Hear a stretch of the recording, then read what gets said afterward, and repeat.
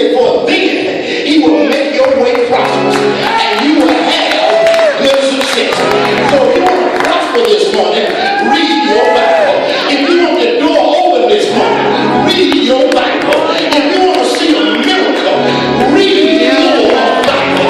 Now that doesn't say read it, but he said meditate on it day and night. That means I got to think about what I read. For example, if I read no weapon formed against me shall prosper, I'm just reading, close my Bible. But when I jump in the car, I'm saying to myself, no weapon. When I go to work, go read book on Monday morning, no weapon. When somebody cuts me off in traffic, no weapon. One way somebody jumps in, no weapon. You preaching? Read the word. You got to meditate on it. You got to think about it. I can imagine that the disciples were scratching their heads at Jesus' strange request of them. But by telling them that telling the man that the Lord had needed him was Jesus' way of telling them to borrow the donkey and the coat because Jesus was going to work it out. And so you got to follow this madness. Jesus tells them to go over to the city and ask this man for his donkey and his coat. If they ask you anything, then you tell them I have need of it, but you also need to know that I have already worked this thing out. Jesus in essence was saying to them, I have gone before you and I've already worked it out, so leave the details to me. I know you question me, but I just need you to do what I have instructed you to do because I have gone before you and I have settled the matter. I just need you to do what I called you to do.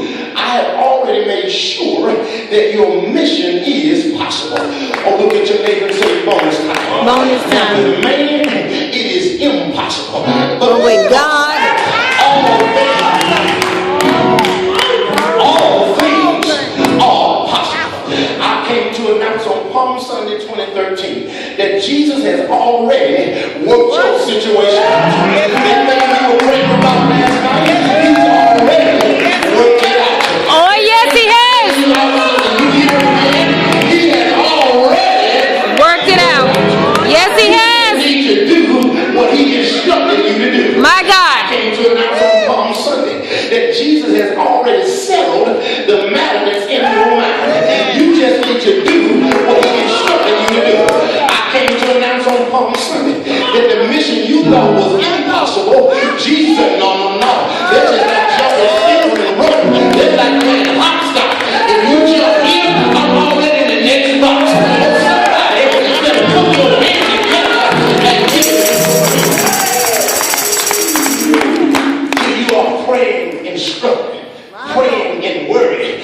Prayer and worry do not coexist. One of them got to be the room. If you praying, you can't worry, and if you worry, you can't pray.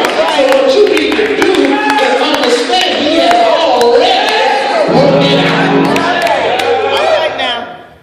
Jesus rides the coat into Jerusalem on the Palm Sunday, and they spread palm leaves on the ground. And I don't have time to go into that part of what the palm leaves really meant. And along the track that he trails, they drop the palm leaves. Dr. I.D. Campbell, great New Testament scholar, writes, we are now entering the final moments of the ministry of Jesus. 3 years of preaching and teaching and working miracles is coming to a crushing end on an old rugged cross. See, Jesus already knew what was going to happen to him, but he had to go through the process. It is hard for you to get certain blessings from God unless you go through the process. It is impossible sometimes to walk through certain doors unless you go through the process. The process may mean player haters. The process may mean falling down and having to get back up again. Whatever the process is, check this out, man. Check this out. The promise is always greater than the process. My God. You got to get that. I want to saturate that in your soul. You got to be the promise. The promise is always greater than the process. Greater than the process. Campbell goes on to say that God had commissioned Jesus to come to Jerusalem to die. Although this event is often referred to as a triumphal entry, it was by way of